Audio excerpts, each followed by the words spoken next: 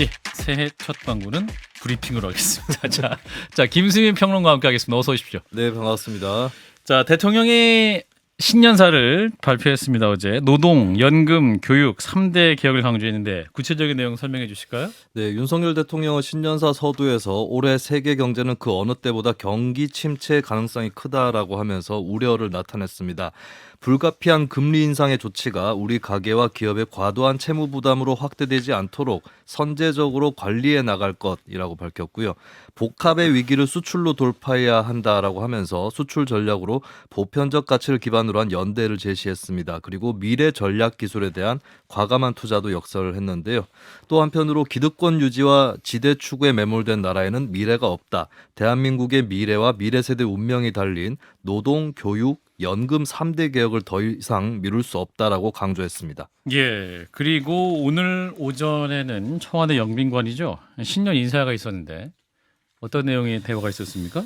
네, 일단은 그 대화 내용보다 그 신년 인사회를 둘러싼 좀 잡음이 일어나고 있는데요. 예. 청와대 영빈관에서 신년 인사회를 연 자리에서 김진표 국회의장, 한덕수 국무총리, 주호영 국민의힘 원내대표, 이정미 정의당 대표 이렇게 입법, 사법, 행정부 주요 인사들이 참여를 했습니다. 예. 그런데 민주당에서 불참을 해서 이를 두고 기자들이 질문하는 자리가 있었는데요. 이재명 대표는 자신이 초청받았다는 것에 대해서 처음 듣는 이야기라고 밝혔습니다. 천준호 당대표 비서실장은 12월 22일 초청 메일이 접수가 됐고 당일 오후 6시까지 회신을 달라는 요청이 왔었다면서 오늘 부산 일정이 있어서 참석이 불가능하다고 회신했다라고 과정을 설명을 했는데요. 예. 그러면서 메일로 요청한 방식에 대해서도 비판을 하기도 했습니다. 이에 대해서 국민의힘 박정아 수석 대변인은 여야 공이 똑같이 참석을 요청하는 과정을 진행했는데도 특별 대우를 바라면서 불참의 핑계마저 대통령실로 돌리고 있다라고 비판했습니다. 특별 대우는 어떤 걸 말합니까? 직접 전화해서 와달라 이런 걸 말하나요? 네, 일단 그 요청의 방식을 두고 얘기를 하는 것 같습니다. 예, 네. 그렇군요. 자, 김종혁 비대위원님, 이러한 절차가 어떤 통상적 절차가 위배된 겁니까? 아니 글쎄요. 그건 저는 솔직히 잘 모르겠는데요. 예. 이게 다른 당에 대해서 똑같이 보냈다면 이걸 위배됐다고 얘기할 수 있을까요? 근데 저는 더 이상한 게 처음 듣는 얘기라고 처음 하셔서. 듣는 얘기라고 어떻게 당대표가 대통령으로부터 초청받았다는 사실을 모르실 수가 있나요? 물론 비서실장이 뭐 우리가 부산 일정이 있기 때문에 갈 수가 없다라고 판단을 하셨을 수 있는데 예. 그렇다 하더라도 이재명 대표께는 말씀을 드려야 되는 게 그게 정상적인 게 아닐까. 예. 이게 무슨 뭐 왜 초청장을 이런 식으로 메일로 보냈느냐 이런 걸 얘기하시기 전에 왜 그 당대에서는 그렇게 위아래 소통이 안 되는지 그것부터 좀 따져 보셔야 될 것 같은데요. 김 소장님?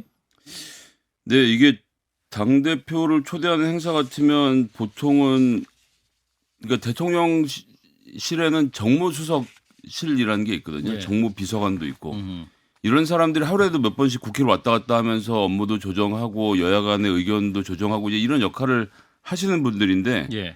이 정부의 정무수석실은 이제 야당은 절대 안 가는 어떤 룰 같은 게 있는 것 같습니다. 딱 한 번 야당 대표가 임명됐을 때 한번 갔던 기억이 나고요. 예. 그 저희가 쉽게 생각할 수 있는 예가 대통령 그 예산 관련된 연설했을 때 야당이 불참하겠다고 하면 보통은 정무수석이 야당 찾아가서 왜 와달라. 이러시냐 와달라 문전에서 문전박대도 당하고 이러면서 사실은 더 협치를 위한 노력. 노력하는 모습을 보여주는데 아예 그때도 꼼짝을 안 하고 움직이지 않았고 최근에 봤던 것은 이 국민의힘 이준석 대표 내쫓는 과정에서 한두 번 정도 정무수석이 지금 여당을 방문하는 과정은 봤는데 이메일로 오후 2시에 보내서 6시까지 답하라는 것도 사실은 굉장히 이례적입니다. 아니 이 신년 인사 같은 경우는 되게 중요한 행사고 뭐 이렇게 준비가 되면 보통 하루 이틀 정도는 고민해볼 말미를 주지 않나요? 뭐 결제 라인이라는 게 4시간 동안 주로 올라갔다 내려가는 것도 아닌데 2시에 보내서 6시까지 답하라. 전반적으로는 이렇게 보내면 정치적인 해석은 꼭 올 필요는 없어요. 라고 들리기 때문에. 올라오고 4시간 안에 결정해달라. 예, 그럼 뭐 굳이 우리도 안 가겠습니다라고 답할 수밖에 없는 상황. 그 초청의 이 강도가 낮으면 대답도 그렇게 나갈 수밖에 없죠. 근데 그건 맞습니까? 이상한 것 같아요. 네, 왜냐하면 국회의장이나 예. 국무총리나 다른 분들에 대해서 혹은 여당 그 주호영 원내대표나 네. 뭐 이런 분들에 대해서는 미리 사전에 뭐 정무수석이 가서 얘기를 하는데 야당 대표에 대해서는 그렇게 했다라면 그건 정말 큰 문제고 말이 안 되는 거겠죠. 예. 하지만 다 똑같이 보내서 프로토콜로 보냈는데 거기에 대해서 그게 우리를 홀대했다. 그럼 정의당은 무슨 홀대받고 간 건가요? 예, 정의당도 2시에 받고 6시에 답했는지 한번 봐야 되겠고요. 다른 정당도 마찬가지. 뭐 이거 확인하기는 사실 어렵긴 한데 예, 근데 보통 대통령 공식 초청 행사에 4시간 안에 통보해라 이렇게는 예. 아니 그러니까 예를 들어서 언론사에서 그렇게 정치를 초청을 해도 보통 기자를 보내서 오실까 말까를 당대표한테 물어보기 마련 아니겠습니까? 보내서 6시까지 좀 보내주십시오 해서 6시까지 안 왔다고 그래서 그 다음날 그렇게 갈게요. 혹은 그 다음날 갈게요 한다고 해서 오지 마십시오라고 할 리가 없습니다. 네. 이거는 저희가 일정상 이렇게 되니까 가능하면 6시까지 알겠습니다. 보내주세요. 이런 얘기죠. 예, 그걸 뭐 꼬투리 잡는 건 좀 그보다 중요한 게 무리인 것 국정 같아요. 비전 얘기니까요. 알겠습니다. 자, 일단 조선일보와 대통령이 또 단독 인터뷰를 했네요. 내용도 공개가 됐는데 내용에 보니까 개각 얘기도 있고 선거제 얘기도 있고 여러 사안에 답변이 있었어요. 네, 선거제도가 화제가 되고 있는데요. 일단 윤 대통령 언급을 살펴보겠습니다. 지역 특성에 따라 2명, 3명, 4명을 선출하는 방법도 고려해 볼 수 있다라고 하면서 2 내지 4인 중선거구를 염두에 두고 있다는 게 드러났습니다. 그리고 현행 소선거구제를 놓고 윤석열 대통령은 전부 아니면 전무로 가다 보니 선거가 너무 치열해지고 진영이 양극화되고 갈등이 짚어졌다라고 지적했습니다. 예. 그리고 북핵 대응에 대해서는 핵무기는 미국의 것이지만 계획과 정보 공유, 연습과 훈련은 한미가 공동으로 해야 한다라고 말했습니다. 남북 정상회담에 대해서 만남을 거부할 이유가 없지만 보여주기식의 만남이 한반도 평화에 과연 도움이 되겠나라고 밝히기도 했습니다. 새 개각이나 대통령실 개편 가능성을 두고는 큰 문제는 없다고 생각하지만 종합적으로 한번 판단해 볼 생각이라고 밝혔고요. 이상민 행정안전부 장관 경질에 대해서는 정무적인 책임도 책임이 있어야 묻는 것이다라고 답했습니다. 아, 이 부분은 어떤 의미일까요? 정무적인 책임도 있어야 묻는 것이다. 정무적인 책임이 없다고 판단하신다고 해석하면 됩니까? 현재는 그런 쪽으로 기울어져 있는 것으로 해석할 수 있을 것 같습니다. 자, 김건희 여사에 대한 언급도 있었고 한동훈 법무장관 당대표 출마설에 대한 질문도 있었네요. 네, 한 장관의 당대표 출마설을 두고 윤석열 대통령은 당대표는 너무 이르지 않은가라고 말을 했습니다. 그리고 한 장관과 통화할 때 당대표에 출마할 생각이 있는 거냐라고 물었더니 그냥 웃더라라고 하는 그런 에피소드도 소개를 했고요. 가까우게 얘기한 건 사실이네요. 그러면 예. 네. 그리고 그러니까 여기서 특이한 거는 이제 출마할 생각이 있는 거냐라고 먼저 물어봤다라고 하는 그러니까 제안을 한 거나 뭐 그런 것이 아니라 혹시 그런 생각이 있어서 설이 나오는 거냐 뭐 이런 투로 볼 수도 있겠죠. 예. 그리고 김건희 영부인 활동에 대해서는 대통령 부인이 특별히 하는 일이 있겠나 생각했는데 취임해보니 배우자도 할 일이 적지 않더라. 대통령이 못 오면 대통령 부인이라도 좀 와달라는 곳이 많더라라고 밝혔습니다. 대통령 가족에 대한 수사가 미진하다는 지적에 대해서는 몇 년이 넘도록 제처와 처가에 대해서 전방위적으로 뭐라도 잡아내기 위해 지휘권 배제라는 식의 망신까지 줘가면서 수사를 진행했다라고 답을 했습니다. 예. 좀 얘기할 포인트는 굉장히 많은데 딱 한 포인트씩 좀 짚어보죠. 선거제도 개혁에 대한 얘기가 있었어요. 그러니까 지금 현행 소선거구제 딱 한 명 되는 거에서 중선거구제 가능하다는 얘기까지 나왔는데 이 부분 어떻게 들으셨어요, 김재욱 비대위원? 이건 이제 정치권에서 계속 논란이 되어 왔었으니까 네. 지금 이제 양대 정당 제도가 1988년도인가요? 네. 그때부터 소선거제가 도입되면서 이어져 왔는데 그로 인해서 상당히 이게 갈등이 증폭되는 측면이 있고 네. 또 소수 정당들이 그 숨소리를 제대로 낼 수 없는 그런 상황이 이어져 왔기 때문에 정치학자들이나 이런 분들께서는 계속 이런 대립 구도를 뭐 좀 완화시키려면 중대선거구가 필요하다라고 얘기를 해왔어요. 그렇죠. 그렇게 해오셨지만 양대 정당이 또 자기들의 어떤 기득권 비슷한 거여서 그걸 내려놓지 못하는 부분도 있었는데 그렇죠.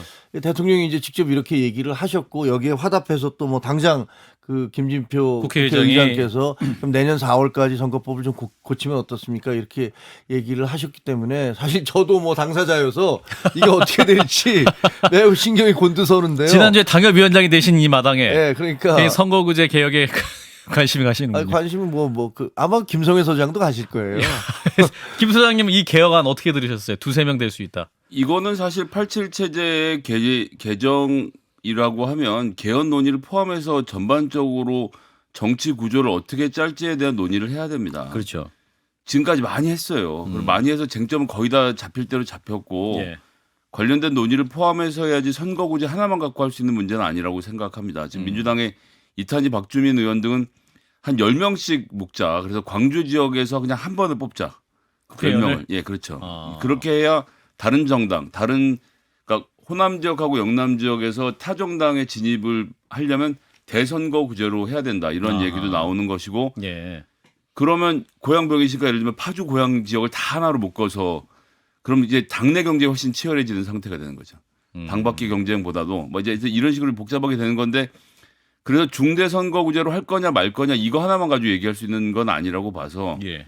개헌안을 포함해서 대한민국의 정치 제도가 어느 쪽으로 가야 되는지에 대한 논의를 같이 한다면 의미가 있는 주장이라고 생각을 하고 그런 게 아니라고 하면 두 명은 어디하고 세 명은 어디하고 네 명은 어디 할지를 4월까지 정한다. 전 뭐 이건 안 될 거라고 쉽지 봅니다. 예. 김수현 평론가도 의견이 있으실 것 같아요. 자, 정치개혁, 선거제도 네네. 개편 논의 4월까지 할 수 있을까요? 김진표 의장. 이게 법정 시한이기 때문에 지켜달라고 얘기를 한 것인데 아마 예. 김진표 의장도 다년간의 정치 활동을 통해서 예.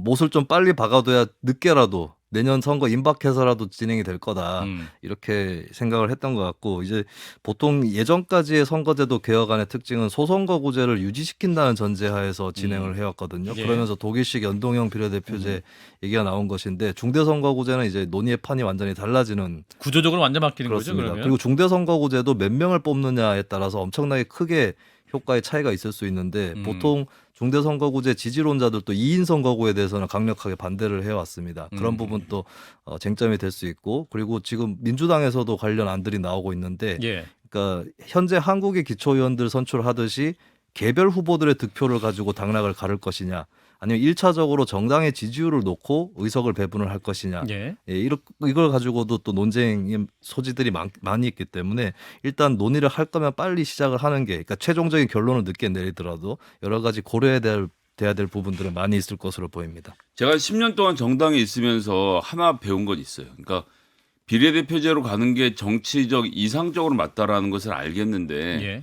그 매번 선거를 치르면서 비례 후보를 정하는 순서나 방식, 방법, 공천의 행태 등을 볼 때는 그닥 건전해 보이지 않았거든요. 뭐 어느 당이든 상관없이 예, 뭐 진보 정당 포함해서 다 무슨 방법으로 해도 별로 그렇게 만족스러운 결과가 안 나와서 오히려 지역구에서 그나마 열심히 하는 사람 뽑는 게 오히려 나은 사람을 뽑는 방법도 될 수 있겠구나라는 생각이 요즘 참 많이 듭니다. 비례대표가 원래 취지를 많이 잃어버린 건 맞는 것 같습니다. 그리고 실제로 그거는 이제 선거에 나올 수 없는 그 소수를 대변을 한다든가 아주 전문적인 기술이 있다든가 이런 분들을 모시기 위해서 만들어냈는데 사실은 이거 다 나눠먹기 비슷하게 돼 있고요. 예. 그다음에 그분들이 실질적인 그 국회 발전에 얼마나 도움이 됐는가를 따져보면 알겠습니다. 글쎄요. 좀 요 얘기하니까 또 두 분은 또 선거에 대한 가슴이 아주 뜨거우시기 때문에 요건 2부에서 또 얘기하도록 하겠습니다. 선거제도 얘기. 자, 민주당 얘기해 보겠습니다. 자, 더불어민주당 이재명 대표 오늘 부산에 가서 이제 최고위원 회의도 했고 또 문재인 전 대통령을 예방하기도 했습니다. 네, 부산 경남 지역 민생 경청 투어를 이재명 대표가 진행을 하고 있었는데요. 예. 오늘은 경남 양산의 평산마을로 이동해서 정오쯤에 문재인 전 대통령 자택을 방문했습니다. 지난해 8월 말에 당대표에 선출된 직후에 만난 뒤에 4개월 만에 만남이었고요. 예. 안호영 수석 대변인이 만남 이후에 문재인 전 대통령의 발언을 전달을 했는데요. 민생 경제가 참 어려운데 이재명 대표를 중심으로 민주당이 민생 경제를 해결하는 데 최선의 노력을 해주면 좋겠다. 또 우리가 어렵게 이룬 민주주의가 절대 후퇴해서는 안 된다와 같은 언급을 했다고 전해졌습니다. 예, 자 이런 거는 문희상 전 국회의장의 발언도 화제입니다. 민주당 상임 고문인데 민주당 신년 인사에서 플랜 2, 플랜 3, 플랜 2, 플랜 3인가요? 네. 얘기를 했는데 이게 무슨 의미입니까? 네, 어제 민주당사에서 열렸던 신년 인사회에 문희상 전 국회의장이 고문으로서 참석을 했는데요. 예. 새해가 토끼의 해지 않습니까? 이것을 상기시키면서 토끼는 민첩하고 영민한 동굴로 굴을 3개 판다고 해서 교토 삼굴이라는 말이 있다라고 소개를 했습니다. 그러면서 우리도 영민한 토끼를 닮아서 플랜 2, 플랜 3 이렇게 대안을 많이 마련하는 그런 해가 되길 바란다라고 밝혔는데요. 예. 이것이 이제 언론이라든지 이쪽에서 이재명 대표 사법 리스크를 대비해야 된다. 또 다른 플랜도 준비돼야 된다. 이런 뜻으로 또 풀이가 되고 있습니다. 교토 삼굴. 네. 굉장히 유명한 한자 성어입니까? 저는 처음에 듣고 제가 지나가다가 어디 자막을 보고 처음 들었거든요. 예. 그래서 저는 일본의 교토를 얘기하는 줄 알았습니다. 교토에 굴이 3개가 있다. 김수현 평론가의 솔직한 답변 정말로 감사드리겠습니다. 자, 일단 이재명 대표가 문재인 전 대통령을 예방한 것들 어떻게 보셨는지 이 만남 어떻게 해석하세요? 자 김정혁 비대위원부터. 아니 뭐 저 셀프 방어하기 위해서 이제 찾아뵌 거죠. 예. 뵀는데 반응은 뭐 좀 그닥 그렇게 만족스럽지 않으셨던 것 같아요. 예를 들면 민생 경제가 어려우니까 이재명 대표를 중심으로 민주당이 민생 경제를 해결하는데 노력해달라. 뭐 이거 누구든지 할 수 있는 얘기잖아요. 그리고 예. 민주주의가 후퇴해서는 안 된다. 뭐 이런 거보다는 좀 더 강력한 메시지를 원하셨겠죠. 그런데 그걸 얻지는 못하신 것 같은데 과거에 보면 문재인 전 대통령이 뭐 이렇게 이재명 대표를 비난하는 그런 그 기사에다가 이렇게 좋아요를 눌렀는데 그게 고양이가 잘못 SNS에서 눌러서 그렇게 SNS 됐다. 계정이 뭐 이런 얘기가 있었는데 아마도 아직까지 이 두 분의 이렇게 뭐 그런 감정적 결합이 잘 된 것 같지는 않고요. 저는 그거보다도 문희상 전 의장이 하신 말씀 교토 삼굴. 삼굴 이게 문희상 이 의장이 기자들 사이에서는 외모는 장비이신데 예. 어?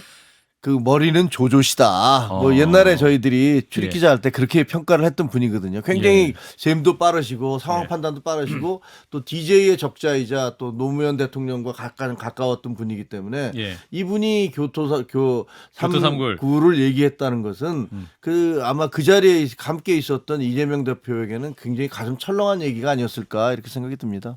자 김성현 소장님 어떻게 보셨어요?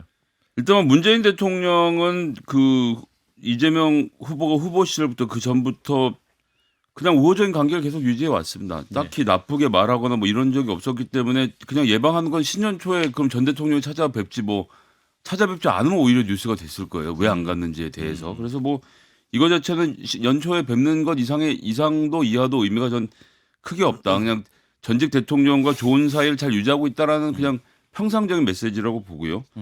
문희상 국회의장의 플랜 2, 플랜 3 발언은 사실은 의미 없는 발언입니다. 이게 무슨 얘기냐면요. 아니, 의미 없어요? 아니, 예. 냉정하게 잘 생각해 보시면 어떤 정당이 문제가 생기기 전에 이 정당에 문제가 생길 것 같으니까 우리 비대위원장으로 누굴 뽑읍시다라고 회의를 하는 정당이 어디가 있습니까? 아무데도 없어요. 예. 그러니까 지금 플랜 2, 플랜 3라고 하는 것이 이재명 대표가 사법 리스크가 이럴 경우 저럴 경우 뭐 내보낸다 무슨 뭐 탈당을 시킨다 뭐 비대위를 구성한다 이런 계획을 짜자는 이야기인 건지 예. 그러니까 여기에서 공개적으로 할 수 있는 일은 아무것도 없고 어차피 속으로 생각하는 사람들은 다 각자의 생각이 있는 상태이기 때문에 예. 이 문제 다시 원래 얘기로 돌아갑니다. 이 김만배로부터 시작된 수뢰 이게 뇌물 전달 행위가 정진상 실장이나 이재명 대표, 이재명 시장실로 전달됐다는 정확한 증거가 나오면 그때부터 무슨 대안을 찾든 그건 민주당이 알아서 할 문제인 거지 그런 게 나올 수도 있으니까 지금부터 비대위원장을 누가 하자고 투표를 할 거예요, 뭘 할 거예요. 그러니까 이 플랜을 세운다는 자체가 저는 뭐 방법이 없다. 근데 그게 그런 의미가 아니고 그 플랜 B, 플랜 3를 얘기한 것은 그냥 그 본인의 발언이 어떻게 해석될지 모르고 그 얘기를 하셨겠어요? 그럼 분명히 야 너무 이재명 대표가 어떻게 될지 모르는데 거기에 올인했다가는 민주당이 곤경을 치르는 수가 있다라는 것들을 우회적으로 돌려서 얘기하신 거지 지금 상황에서 어떻게 구체적인 플랜 B, 플랜 C를 세우겠습니까? 그런 의미였겠죠. 알겠습니다. 여기까지 하고요. 자, 이어서 합동참모부 산하에 새로 창설된 기구 얘기를 해보죠. 핵 WMD 대응본부가 만들어졌는데 WMD는 대량 살상 무기를 의미하는데 그러니까 이게 북한의 핵 미사일 위협에 대응하면서 향후엔 전략사령부로 발전하게 된다라고 하는군요. 네, 핵 WMD 대응본부 창설식이 오늘 김승경 합참의장 주관으로 열렸습니다. 초대 본부장에는 육사 48기인 박후성 육군소장이 취임을 했고요. 본부는 북한의 핵, 미사일 등의 다양한 위협에 대한 억제 대응 능력과 태세를 획기적으로 강화하기 위해서 기존 합참 전략기획본부 예하에 센터를 마련을 해서 이제 원래 있던 센터의 정보 작전 전력 전투 발전 기능까지 추가를 하는 그런 신설 부서입니다. 기존의 정보본부, 작전본부, 전략기획본부, 군사지원본부에 이어서 합참의 5번째 본부가 되는 것이고요. 한국형 삼축 체계 능력의 발전을 주도하고 사이버, 전자기 스펙트럼, 우주 영역 능력을 통한 우주 영역 능력을 통합 운용하는 이런 기능을 맡게 되는데 예. 이르면 내년에 전략사령부로 승격해서 창설하는 방안을 추진할 계획입니다. 예. 뭐 기존 본부에도 이러한 상황에 대비하는 본부는 있었을 텐데 이런 새로운 본부 창설을 통해서 뭐 노리는 효과가 있나 보죠? 네, 조금 더 기능이 추가가 됐다라고 볼 수가 있겠고요. 그리고 전략사령부까지 승격을 한다라고 하는 그것을 좀 전 단계 삼아서 이렇게 대응 본부 수준으로 일단 창설을 한 것으로 보입니다. 그렇군요. 자, 이런 건데 북한은 새해 첫날인 어제도 동해상으로 탄도미사일을 발사했네요. 네, 북한은 이 미사일들이 전술핵을 실을 수 있는 600mm 초대형 방사포라고 공개를 했는데요. 남한 전역을 사정권에 두었다는 걸 강조하면서 남한을 명백한 적으로 규정을 했습니다. 핵탄두를 기하급수적으로 늘리고 신형 대륙간 탄도미사일을 개발하겠다는 예고도 했는데요. 김정은 위원장은 핵무력이 전쟁 억제 목적이지만 억제가 안 되면 방어용으로만 쓰지 않겠다라고 말해서 사실상의 핵무기 선제 공격 의지까지 밝혔습니다. 예. 최단 기간 내에 첫 군사위성을 발사하겠다는 계획도 공개를 했고요. 그리고 한편 북한군 서열 1위인 박정천 노동당 중앙군사위원회 부위원장이 해임이 되고 후임에 리영길 국방상이 임명된 것도 눈길을 모으고 있습니다. 박정천 해임에 대해서 질책성 인사라는 추정이 나오는 가운데 인사로 군을 통제하는 김정은 특유의 널뛰기식 인사다 또는 전략 변화에 따른 인사다 이런 설도 나오고 있습니다. 네, 이제 북한의 도발에 이제 강경 대응 목소리도 계속 높아지고 있죠. 이런 가운데 한일 간의 레이더 정보 공유를 검토하고 있다라는 소식. 그리고 오세훈 서울시장은 핵무장검 토론까지 말하고 있어요. 네, 일본 요미우리 신문은 한일 양국 정부 관계자들을 인용해서 한국과 일본 정부가 북한 미사일을 탐지 추적하는 레이더 정보를 즉시 공유하는 방안을 검토하고 있다라고 보도를 했습니다. 북한 미사일 발사를 할 때는 지리적 요인 때문에 양국이 발수, 최고 고도, 사거리를 다르게 발표하는 경우가 있는데 예. 이런 문제를 해소하기 위해서 양국의 레이더 시스템을 미국의 인도태평양 사령부를 경유해서 일부 연결하는 방안이라고 소개가 됐고요. 예. 그리고 국내 정치권에서는 오세훈 서울시장이 핵무장 검토론을 내놨습니다. 어제 오세훈 시장은 자신이 4, 5년 전부터 우리도 핵무장을 해야 한다고 말해왔다라고 하면서 민주주의 국가에서는 국민 여론이 어떻게 움직이는지에 따라 금기가 없다라는 말을 했습니다. 예. 자, 일단 북한의 움직임. 자, 올해 새해도 멈춰지지는 않을 것 같습니다. 우리 정부의 대응 뭐 여러 가지 우려가 많은 지점인데 김정혁 비대위원부터 말씀 주시면. 저희가 먼저 분명히 해야 될 것은 네. 북한의 어떤 이런 무력 도발이라든가 이런 것이 윤석열 정부가 들어섰기 때문에 이루어진 게 아니라는 사실이에요. 실제로 그 초대형 방사포 같은 경우는 2019년도에 만들어졌는데 네. 저 31일과 1일 날 발사한 그 방사포는 성능이 훨씬 개선되고 크기도 커진 거 아닙니까? 예. 그런 걸 보면 얘는 이 북한 김정은은 문재인 대통령과 함께 손잡고 백두산에도 올라가고 거기서 뭐 만세 부르고 온갖 것을 다 했지만 내부적으로는 계속적으로 이 무기를 갖다 개량해 왔다는 것 사실이 확인된 겁니다. 그런데 지금 북한의 위협이 이렇게 강한데도 그래서 외국 같은 경우는 야 니네 나라 괜찮냐라는 말이 나올 지경인데 우리나라 대부분의 국민들은 굉장히 이게 무심하세요. 그렇게 된 이유는 저는 문재인 정부가 그 국민들 모두에게 북한에 대한 그 환상적인 그런 평화론을 부여하면서 불어넣으면서 안보 그 불감증 이런 것들을 만들어냈다라고 생각을 합니다. 그래서 지금 정부가 대응하는 것들, 예. 예를 들면 무슨 뭐 사령부를 만들어내고 아니면은 일본과 그 레이더를 공유한다라든가, 그다음에 미국 측에다가 야 우리는 믿을 수가 없으니까 핵 부분에 대해서 확실한 것들을 우리 방어를 하겠다는 것들을 보장을 해라라고 요구하는 것들, 이 모든 것들은 국민의 생명과 재산을 지키는 것이 정부의 가장 큰 목표이기 때문에 네. 마땅히 해야 되는 것이다라고 생각을 합니다. 네, 김 소장님. 이거 뭐 얘기할 게 너무 많아갖고 일단 한국형 삼축 체계 관련돼서는 이게 킬체인이라고 해서 그러니까 선제 타격을 해서 발사 지점을 타격을 하고 미사일 디펜스라고 해서 이제 상대방이 쏘면 우리나라가 뭐 패트리어트를 쏘든 사드를 쏘든 여기에 대응을 하고 그 뒤에 이제 대량 응징 보복하는 시스템을 구축하자는 얘기를 하는 건데 방금 말씀하신 600mm 초대형 방사포에 지금 전술핵이 배치가 되는 구조가 생기면 예. 발사를 감지할 수가 없어요. 그냥 쏘는 거거든요. 그러면 지금까지 얘기했던 킬체인 이 삼축 체계로 해결할 수 있는 문제가 아닌 겁니다.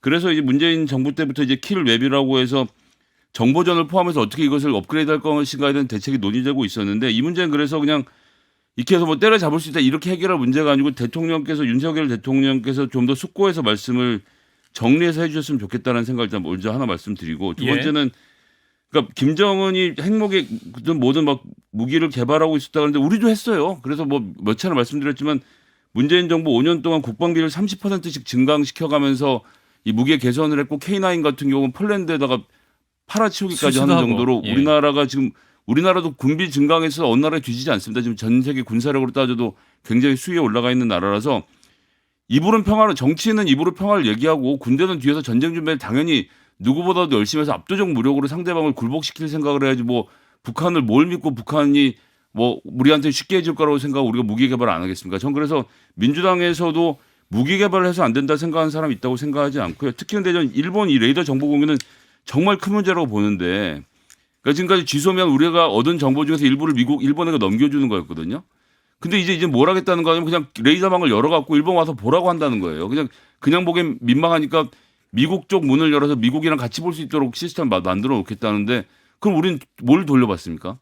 그럼 뭘 돌려봤냐면 일본 열도 지나간 미사일이 떨어지는 위치를 우리가 탐지하는 것을 일본이 하는 정보를 받아들이는 건데 그게 실시간으로 그렇게 가치 있는 정보인가요? 쏘는 위치와 실시간으로 가치 있는 정보죠. 그래서 우리가 그걸 지고 일본과 군사적 협상을 해야 되는데 이렇게 되면 사실상 인도태평양 사령본부로서 일본의 위치를 공고히 하면서 우린 앞에서 레이더 기지 노릇이나 하게 되는 건데 우리가 지금 일본 밑으로 들어가서 이런 거 해야 되나요? 저는 제가 무슨 총선을 한일전이라는 말 한 번도 해본 적은 없지만 이런 식으로 일본과 비대칭 군사력을 가져서 일본 밑에 들어가는 군사체계는 뭐 1도 동의할 수가 없습니다. 아니 우리나라가 군사적으로 대국이라고 알려져 있잖아요. 우리가 왜 레이더 북한의 핵미사일이라든가 미사일이라든가 이런 발사를 일본과 정보를 공유한다고 그래서 우리가 왜 일본 밑으로 들어갑니까? 우리가 하고 싶은 것만 할 수 있어야 되는데 지금 하는 방식은 레이더를 열어놓고 다 보여주겠다는 거거든요. 그러니까 저는 제가 군사 전문가가 아니라서 김성화 대표님 말씀하시는 게 어느 정도까지 정확한지 모르지만 저는 적어도 대한민국의 국방부가 그리고 대한민국의 대통령이